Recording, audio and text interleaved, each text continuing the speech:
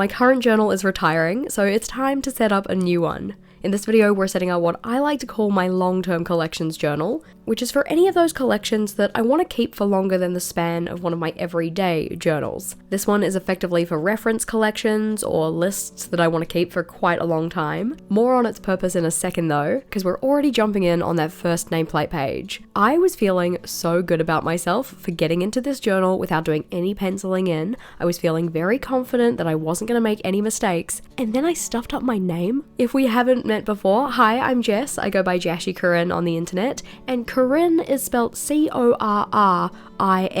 Somehow I managed to merge the I and the N together, and I was thinking like, okay, I could just leave it, but that's literally the second word in the journal, and I'd rather have it be correct. After sitting there for a second, contemplating my life choices, I just decided to write my name out again on a separate piece of paper. This one is actually sticky backed, so I could just cut it out and stick it straight on into the journal. A little bit unfortunate because the lettering was looking quite nice when I wrote it directly into the notebook, but as said, I'd rather have my name spelt correctly.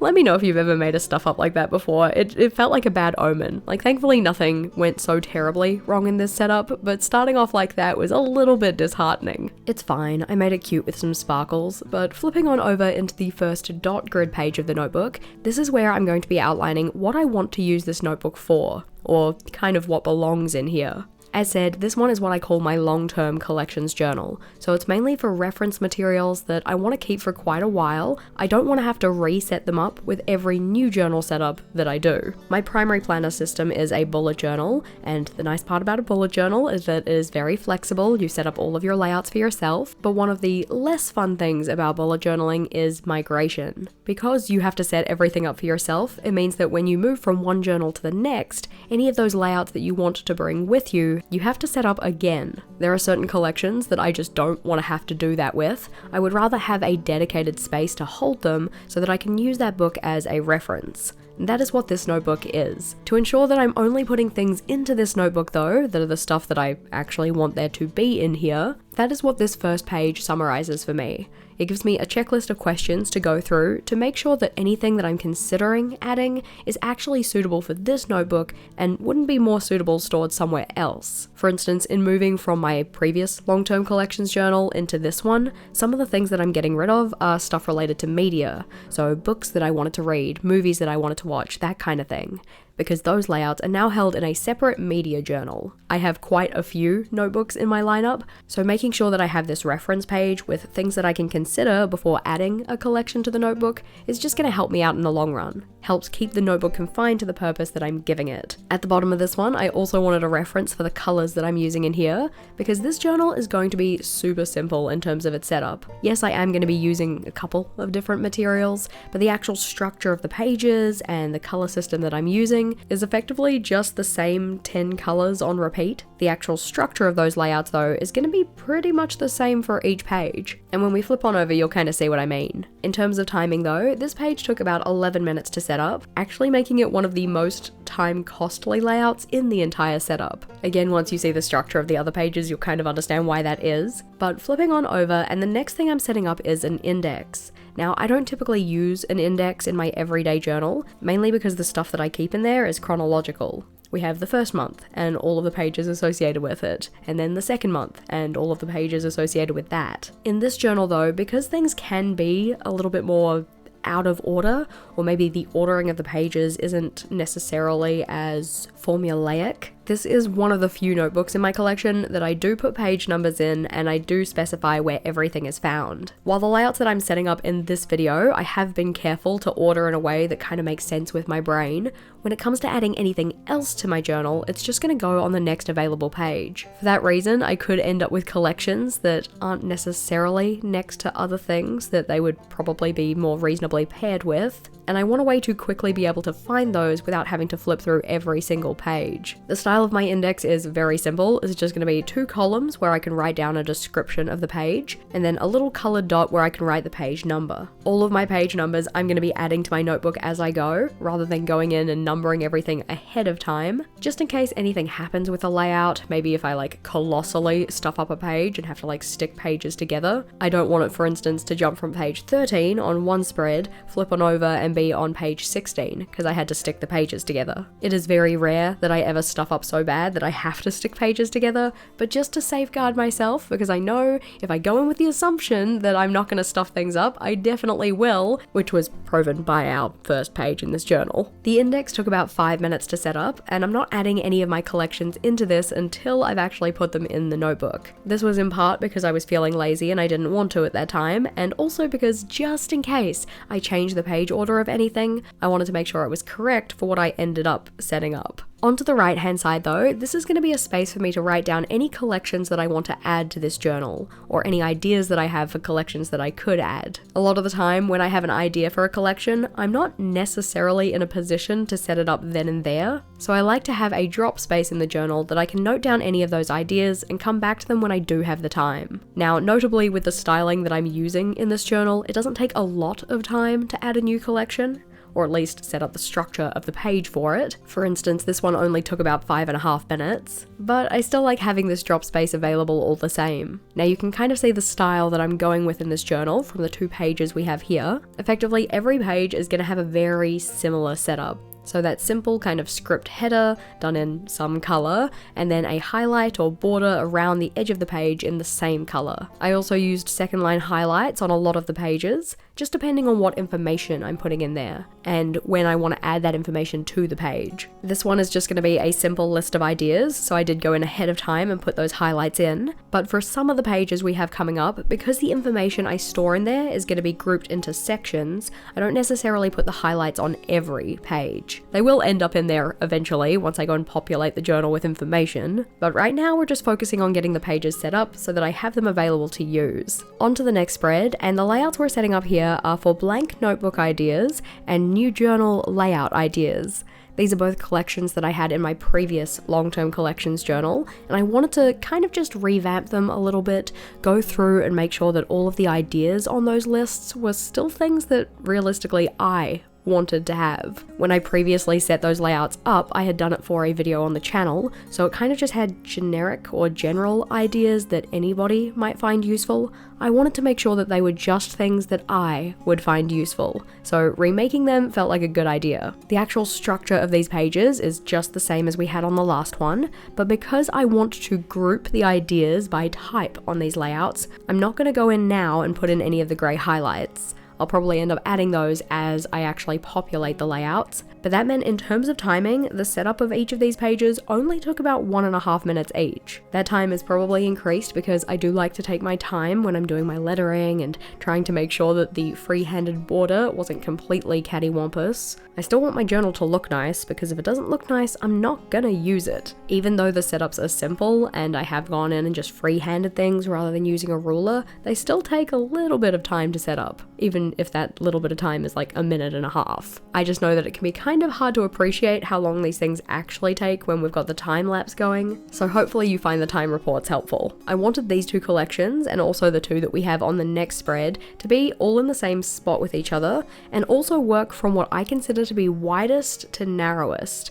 So blank notebook ideas, that's for a full notebook, that's a lot of things that you're going to be putting in there. So the ideas on there should be kind of the biggest. When we then move into the new journal layout ideas, that usually has to capture a larger period of time because it's the very start of a journal. So that could be like setting up for the new year or setting up for a half year. And then when we flip over and get onto the next layouts, these ones are going to be for monthly layout ideas and weekly layout ideas. So things that you might include in a monthly or a weekly setup.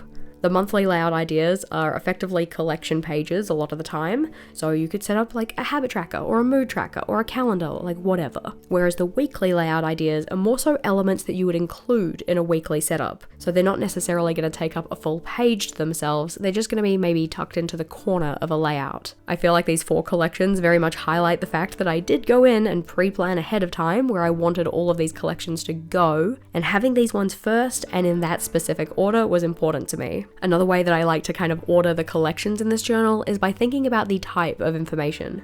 So these ones are all related to things that you could include in a setup or in a journal, whereas sections we have further on are all related to food, or all related to like things I want, kind of like wish listy kind of things. These layouts again took anywhere from a minute to 2 minutes to set up individually, but I'm going to be spending a lot more time actually populating the layouts. As we go through this setup, you'll note that for some of the times, we've got, a very small amount of time, like 1.5 to 2 minutes, whereas for other ones, we have up to like 15 minutes. And that's usually for the pages where I actually went and populated them with information. In terms of the materials I'm using in this setup though, you'll note that I'm changing the color for every page. This is something that I really enjoyed from my previous journal, though in that one I worked in reverse rainbow order, so starting with purple and working my way back to red and then starting the cycle again. In this one I wanted to work forwards in rainbow order. Now I know it's not a perfect rainbow, like we don't have teal in the typical 7-color rainbow, and we also don't have pink, but what I did was pick myself out a range of 10 of the Zig Clean color dot markers and put them in a rainbow order that I thought looked quite nice. The nice part about using the Zig Clean colored dot markers for these though, is that anytime I want to go and add an entry to something that's kind of like checklisty or reference list style, then I can use the dot end of the dot marker to put in the bullet. I'm going to be using that on the next spread we're setting up here, which is for novel holidays. So this is for your holidays that are outside of the kind of like, typical ones like Christmas, Easter, whatever. And more so things like Talk Like a Pirate Day, Grilled Cheese Day, Donut Day, Bubble Tea Day. I really enjoy the novelty of novel holidays, like it's kind of in the name, and I want to celebrate them more, so I wanted to have a reference in my reference book, or long-term collections journal. This one is going to be set up like a typical future log, or one of the styles you can use for a future log, so just having a section for each of the months of the year. This page is very much one where I would have benefited from doing some measuring first, counting things out, maybe putting some things in with pencil, because I did make some stuff ups in terms of my spacing, but nothing that I couldn't fix by just covering over it with a little bit of white sticker paper.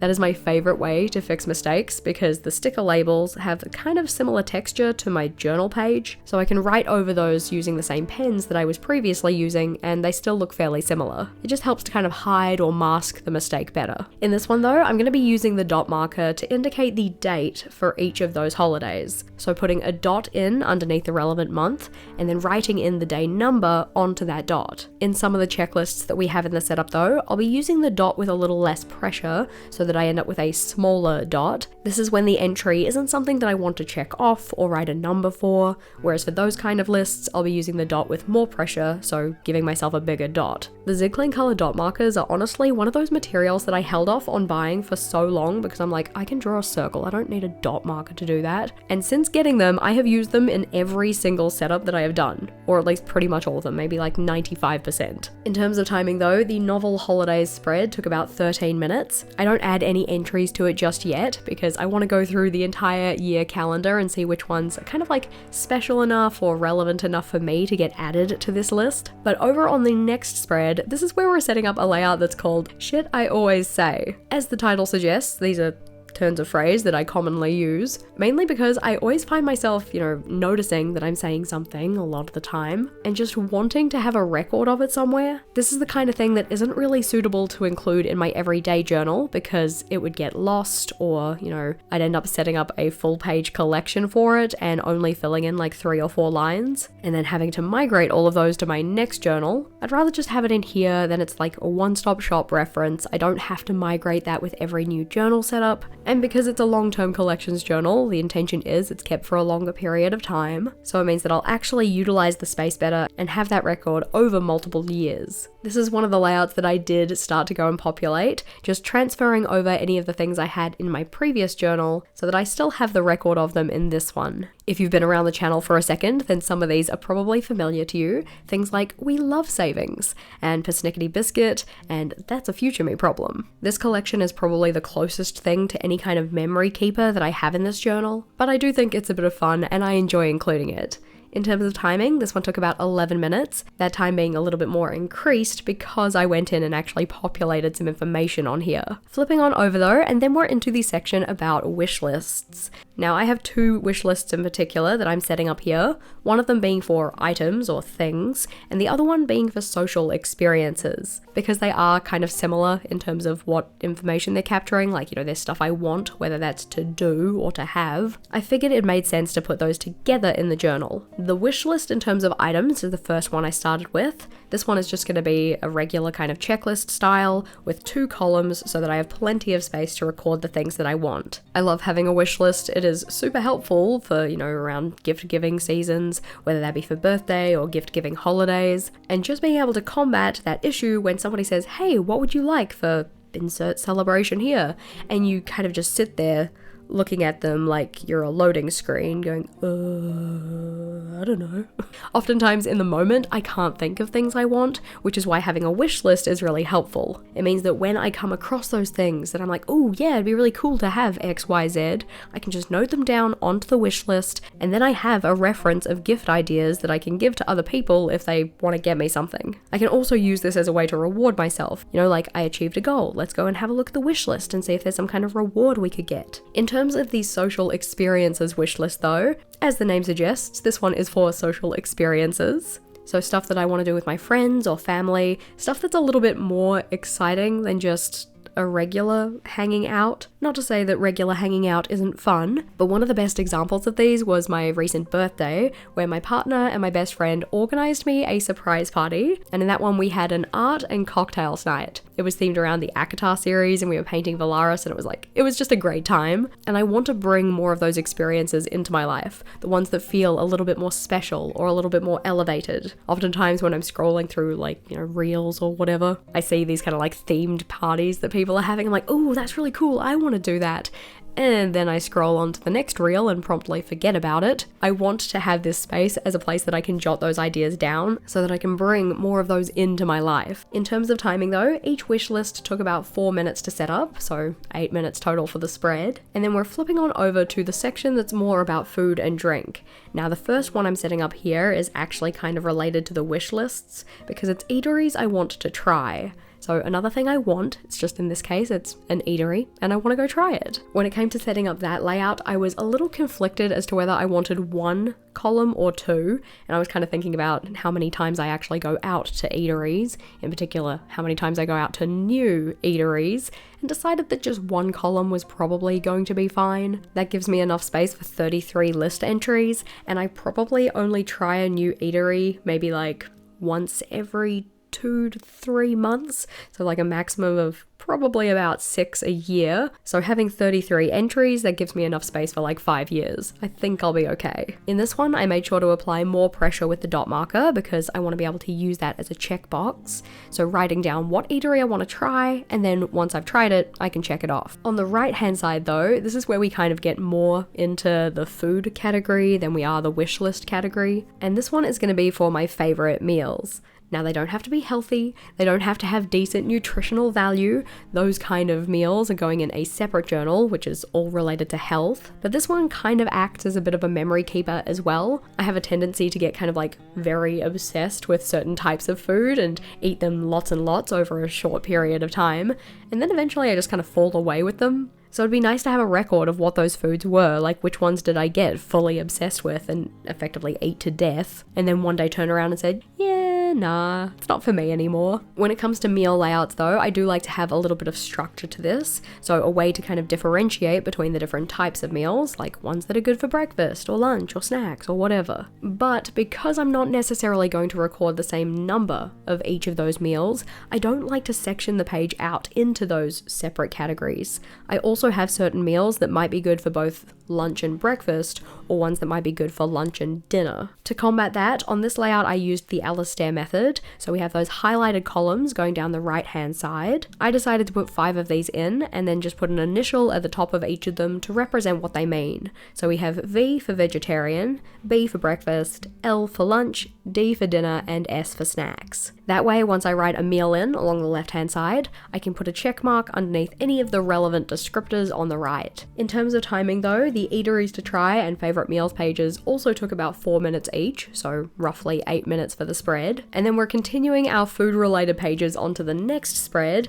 where I'm going to be setting up layouts for foods that I want to try and drinks that I want to try. Both of these also end up taking about 4 minutes to set up. Essentially, any of the layouts where I only write the header and draw in the border take roughly 1.5 to 2 minutes, and any of the layouts that I put the grey highlights took roughly 4, provided I didn't also put in additional information. In terms of the organisation of the information on these pages though, I end up splitting both of them into 2 columns, but the 2 columns are to represent different types of food and drink. So on the foods page, this is sweet foods that I want to try versus savoury, and on the drinks, it's alcoholic drinks that I want to try versus non-alcoholic. I am a big fan of a cocktail. I enjoy making them, I enjoy trying them. I actually want to get a little bit more into mocktails next year because I've seen a lot of really cool mocktail recipes on the internet too. But having a space to drop down these things that I want to try, I find to be really useful. Especially with next year, I want to be more intentional about getting in and trying new recipes and stuff like that. Having a space to collect the ones that I find and actually check off once I have given them a go. I just think that those layouts are going to be really helpful and I'm very looking forward to using them. This is again another layout where those dots are going to be used as checkboxes,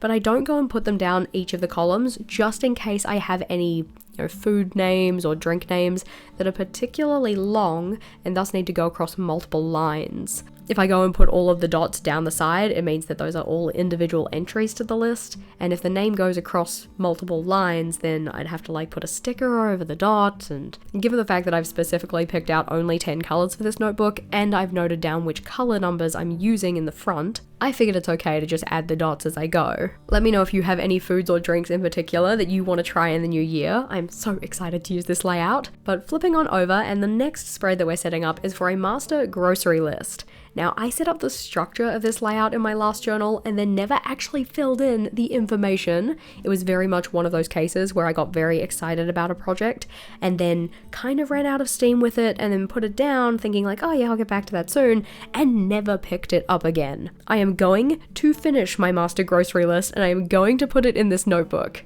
I don't know if I'm necessarily going to populate it before the start of the new year, but I feel like having it done before the end of next year is a big goal. This was one of those layouts where I just put in the header and then the box around the outside, mainly because I want to group my grocery list by the different types of groceries. So have all the fruit and veg together, have all of the dairy stuff together, but I don't want to go and set those sections up ahead of time without knowing what I'm going to be putting in each of the sections. I don't want to put in a bunch of space and then barely use any of it because I only have 4 things to add to a category and then gave myself 10 lines. In the interest of saving space, I'll fill this one in once I've actually planned out what's going to go onto it. Flipping over, and the next collection is similar in that I'm leaving it quite open because I want to think a little bit more about what I want to put on here before I populate it, and this is going to be for what is called a trigger list. Some people also like to call this a spark list or a prompt list, but is effectively just a way to trigger or prompt thoughts when you're trying to do a brain dump. We have a full separate video on the channel about this concept.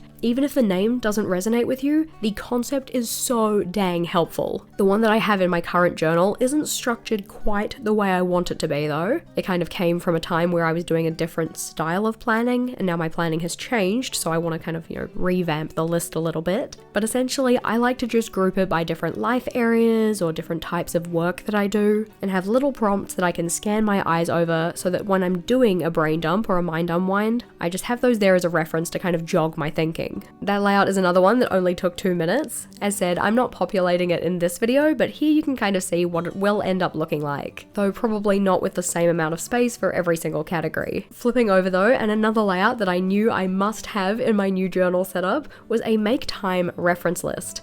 Make Time is one of my favorite productivity books. It is so good, just with a whole bunch of little tidbits of tips of how you can get more done with the time you have, like how to prioritize and set your daily highlight and make the most of your energy. It's a great book. So I'm going to be adding a reference in here for that. I'm actually hoping that I'll end up putting more reference materials like that in here, ones from non-fiction books that I've been reading. But this is another one where I want to think about the structure a little bit more, and I'm going to have to transfer all the information over from my last journal. journal. Here you can see what the layout looks like in there, and there's a little bit of wasted space on that last page, which I want to try and avoid, but it is still probably going to take up 2 full spreads, so I made sure to leave that space in my new notebook, but I didn't go put the borders on either the right-hand page or the second spread, just because I'm not too sure what the structure is going to be yet. Another reference page that I wanted to have in here though was for Atomic Habits. In particular, I really like the way that James Clear presents this like 4-part system for habit building, and having a reference for this is something that I had in my last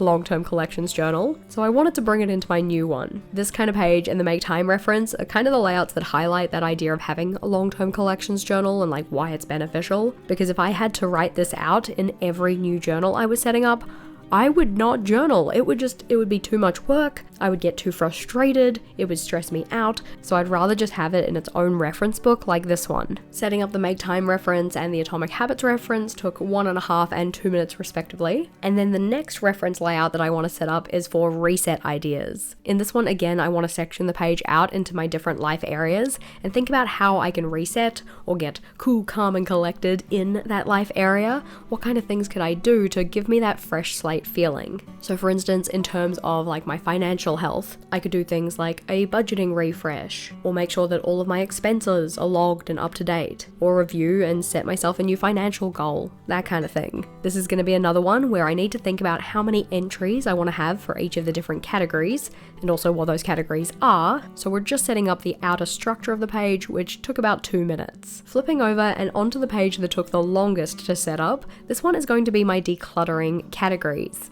This one is based on the KonMari method, which I do quite like, even though it's been a while since I've done my proper KonMari. I did a proper and thorough KonMari several years ago, and since then it's just kind of like an annual top-up. I like to have a reference of the different categories though, so that I can go through the list and make sure I've considered all of the different areas I could be decluttering from. As the structure of this layout comes together, it kind of highlights why I didn't want to go and put those grey lines on some of the previous pages, because you kind of need to know how many entries you're going to have to each section, and thus how many grey lines you're going to need in each of them before you go and put them down. As said, the different categories that I have on here are taken from the KonMari method. So we have clothes and a whole bunch of different items that come underneath the header of clothes.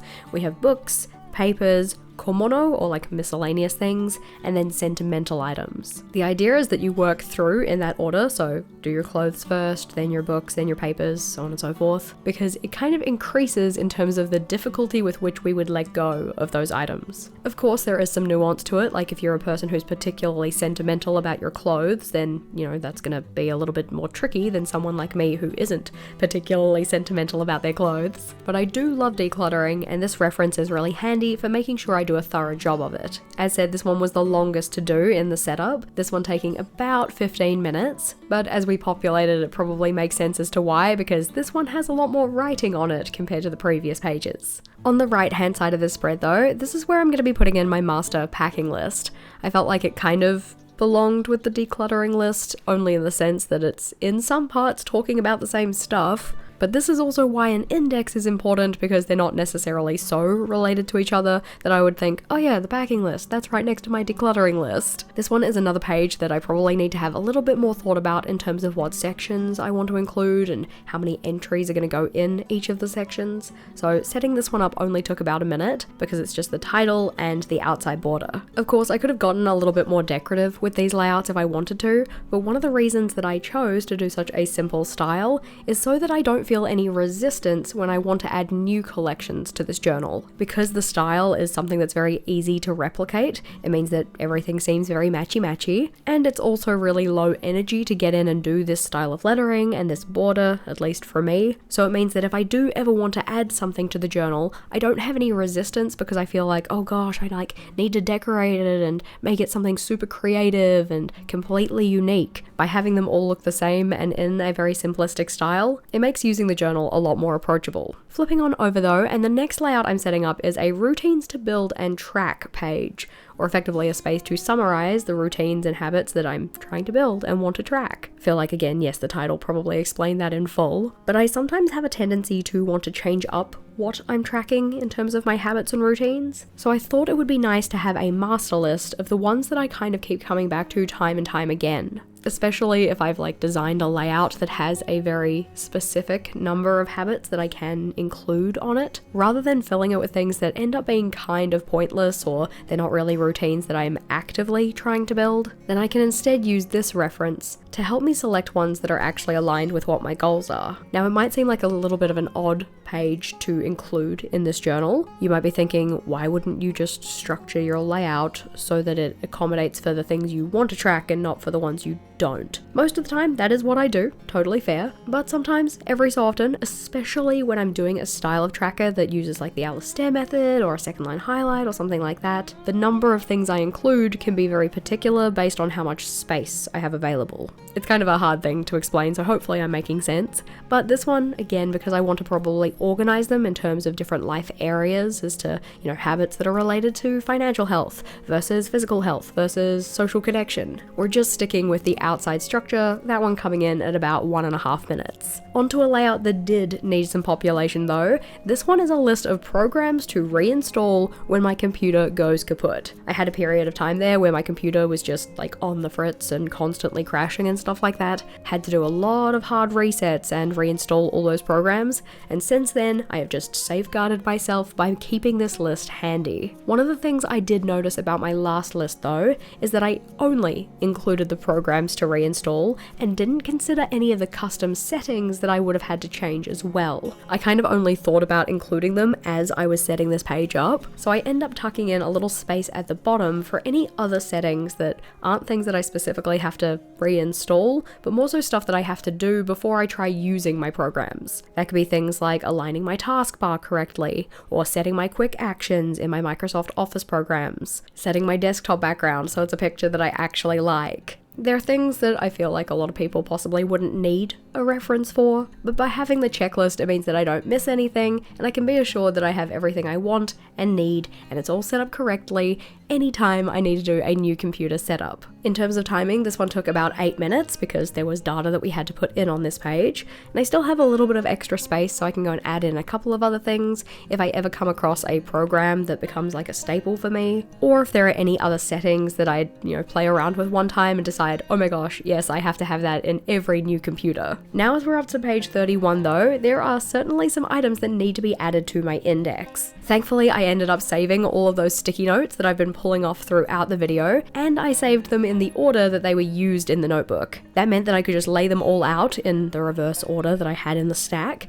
so that they would be in the correct order for the journal. I could then use these to write out all of the labels for the headers of the different pages I set up, and then just fill in what page numbers each of those were found on. It feels very satisfying to have the index filled in, because I can see how the journal is getting filled up, and I will admit I am a little bit nervous that I'm not going to have enough space on this index, but given the fact that I only ever got up to page 58-ish in my last long-term collections journal before it desperately needed a revamp, I think I should be okay. Flipping back so that we can flip through though, I am very excited to get in and populate this journal. Obviously the setup itself was quite simplistic. Some of the pages are barely set up, it's just a title and a border. But that's kind of also the point of how I've set this journal up. I want it to be really simplistic, I want it to be really easy to get in and add new things to. And having that nice simplistic and kind of easily repeatable style very much helps with that. If you wanted to see an example of a filled in long-term collections journal though, what this actually looks like when we start to populate the pages, then the next video to check out is my previous long-term collections flip through. In that one you'll see a lot of the layouts we just set up here, but with actual data in them and set up in a slightly different way. So click or tap on that one and I'll see you over there.